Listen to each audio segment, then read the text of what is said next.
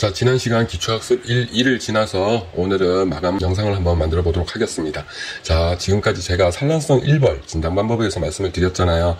벌들이 너무 검게 보이거나 반질거린다, 또는 소방에 여러 개의 알을 낳았거나 알은 하나인데 드문드문 나왔거나, 그리고 지난 시간에 말씀을 안 드렸는데, 소방에 왜 여왕벌은 엉덩이가 길어서 소방센터에 알을 놓습니다. 하지만 이제 막 조소하고 있는 공간에는 1벌들도 센터에 놓지만, 구소비, 즉 소방의 깊이가 깊은 곳은 여왕벌은 센터에 산란을 할 수 있지만 엉덩이가 기니까, 1벌들은 엉덩이가 짧잖아요. 그래서 센터에 산란을 못하고 소비면, 소방 안쪽 면에다가 이렇게 산란하는 경우도 있으니까 그런 것도 진단할 수 있는 방법 중에 하나고요. 그리고 소방이 크고 원형이다, 이건 뭐 분봉열이 있을 때 우리가 소비를 자주 내금하다 보면 숯벌 소비를, 또 소방을 쉽게 알 수 있으니까 한번 그런 차이점도 눈여겨보시고요. 그리고 금이병을 마쳤고 뭐 산란 중이고 이랬을 때 그런 벌통에 왜 왕대가 조성되고 있지? 그러면은 역시 무왕군이라는 걸 인지해 보시고, 그리고 벌통 바닥이라든가 주변에 고추씨가 막 나오고, 자, 그러면 여기까지가 1벌 산란성 1벌 진단 방법이라 했잖아요.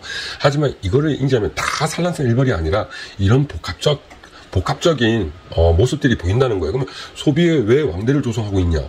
그런데 1벌 산란을 안 했어요. 그럼 뭐예요? 무왕군으로 인지해도 되고, 벌통 바닥에 주변에 왜 고추씨가 이렇게 많이 보이냐? 1벌 산란이 벌써 진행돼갖고 1벌 산란도 한 마리가 있을 수도 있고, 거기도 노봉화로 인해서 도태돼서 이제 없을 수도 있습니다. 그러면 이게 무왕군이 돼서 1벌 산란 하다가 이렇게 됐구나, 이런 식으로 종합적으로 한번 이해를 해보시도록 하고요. 그리고 지난 시간에 제가 증식 일정 계획을 올려드렸는데, 자, 이게 5월 1일이든 뭐 4월 1일이든 우리가 인공분봉을 한다라는 개념으로 가시면 되고요. 이 1벌 산란을 회생시키는 방법 역시 인공분봉하고 똑같습니다. 다만 어떻게 해야 받아주고, 즉 1벌들을 내 편으로 꼬시는 거예요. 내가 이런 조치를 할 거니까 너희들이 이걸 좀 받아줘 라고 환경을 끌어가는 거예요. 그래야 1벌들이, 예를 들어서 여왕벌이 있는데 거기다가 여왕벌 넣으면 그 여왕벌은 둘 중에 하나가 죽잖아요. 살아남는 놈이. 또는 여왕벌이 있는데 왕대를 넣었어. 그럼 죽잖아요. 그러면 그걸 받아줄 수 있는 환경을 만들고 난 다음에 우리가 조치를 하는 거거든요. 예를 들어서 내 편을 5대5야. 그러면 우리는 서로가 싸우다 보면 다 죽을 수 있잖아요. 하지만 내 편을 한 7대3으로 만들었으면은 3은 죽지만 그래도 우리는 편은 화가 남잖아요. 그런 식으로, 이게 뭐 제가 비유가 맞나 모르겠는데, 아무튼 그냥 제가 한번 이거 계획을 다시 한번 간추리고 후미에 다시 말씀드릴게요. 자, 오늘 아버님들이 인공분봉을 했어. 자, 그러면은 한 번에 나누지 말고 어떻게 하냐면은, 우리 제자리 인공분봉이라는 게 있고 2km 이상 멀리 이동하는 인공분봉이 있잖아요. 그러면은 그거는 뭐 때문에 그러냐면은 기소본능, 즉 기억비행을 억제시키기 위해서 2km 이상 가는 거고, 제자리에서 하는 거는 이제 그 기억 비용을 소멸을 시켜야 되는데, 어떤 분들은 나누어서 예를 들어서 2km 이상 갔는데 한날 갔더니 이것들이 한쪽엔 벌이 많이 붙고 한쪽에는 벌이 많이 줄었어, 아니면 없어. 왜 그래? 그거는 같은 벌을 멀리 갖다 놨지만 이놈들이 페로몬이, 그러니까 왼쪽에서 움직이고 오른쪽에서 움직이다가, 야, 이거 뭔가 이상한데, 야, 내 페로몬이 저쪽에서 나고 이건 내 가지고 가냐 이러면서 한쪽에서 한쪽으로 이동하는 경우도 있어요. 그것도 제가 교미상을 하면서 직접 경험한 적들이 있고요. 그러니까 그렇게 허다한 일은 아닌데, 그래도 2km 이상 가게 되면은 가급적이면 같은 벌은 좀 멀리 이렇게 띄워서 저기 자리 배치하는 게 좋고, 그리고 제자리 분봉은, 자, 보세요. 털기라는 걸 해야 돼요. 왜냐면은 그냥 우리 아버님들 영상 속이라든가 누가 가르쳐줬다 이래갖고 저거 별거 아니네, 오매벌이 있으니까 그냥 나 두매 한 매 이렇게 해서 나눌래. 그래서 벌이 많이 붙어 있으니까 세 벌통에 담아서 두매 한 매, 오케이, 3m 이상 끝났어.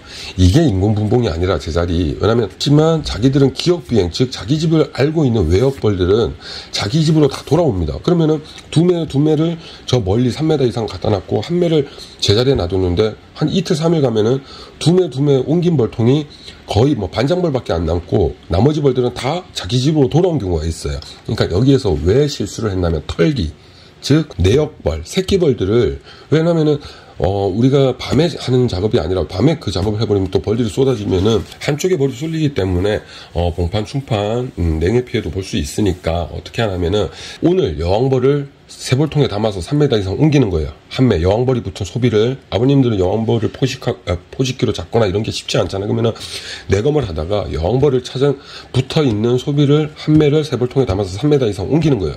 그리고 그 기존에 있는 벌통에서 소비 2매 정도를 그 여왕벌이 가는 쪽에다가 벌만 다 털어놓고 그 소비는 자기 집으로 다시 돌아오는 거예요. 자, 그럼 어떤 현상이 생기느냐?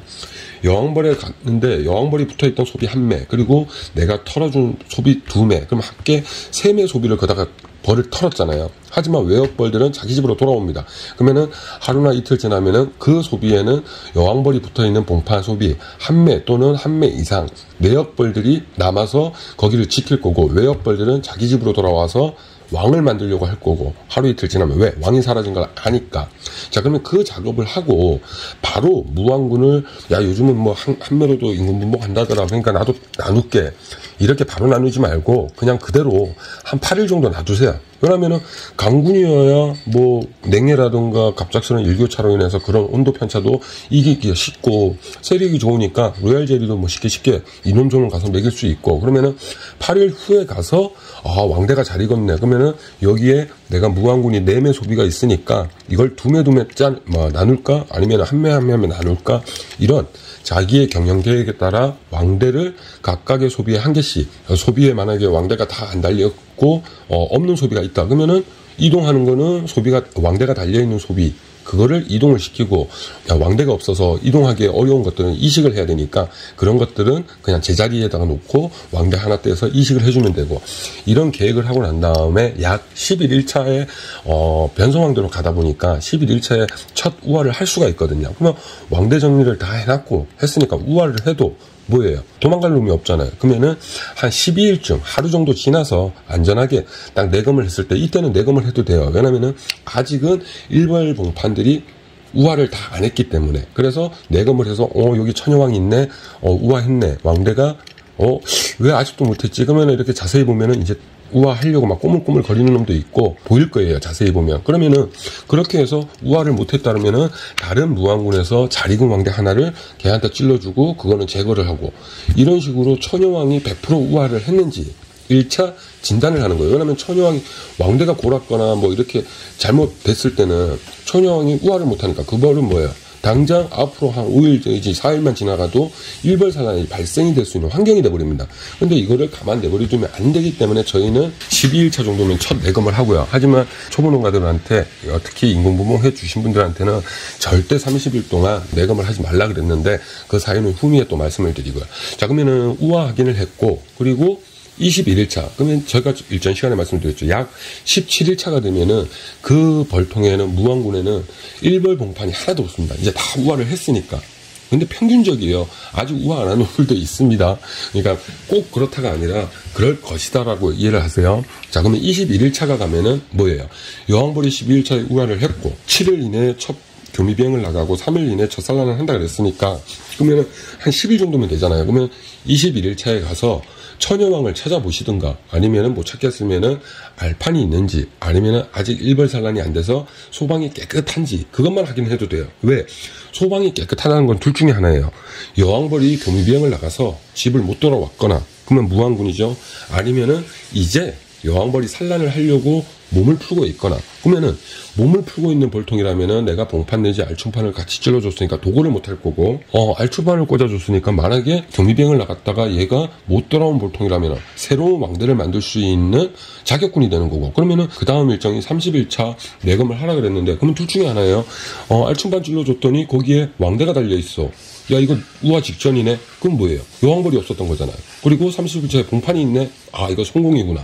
이런 일정이 있다라는 거. 그래서 작업을 하고 약 12일차 이제 우화 확인할 때는 되도록이면 알충판을 지원을 해서 처녀왕을 다시 100% 만들 수 있게끔 그런 이제 지원을 하는 거고, 약 21일차에 일단은 교배 성공 여부를 판단하는 거죠. 그래서 만약에 실패한 것들은 일벌산란을 못하게끔, 또는 성공한 것들은 내가 간섭하지 말아야 되는데 간섭을 했으니까 도굴을 못하게끔, 아마 아버님들 한번 5군을 다 한번 내검해 보세요. 그러면 아마 5군 중에 2~3군은 도구할걸요. 이거는 제가 자신있게 말씀드립니다. 그래서 초보 농가들은 그런 지원에 대해서 아직 개념도가 부족하기 때문에 제가 가급적이면은, 아예 보지 말라 그랬고,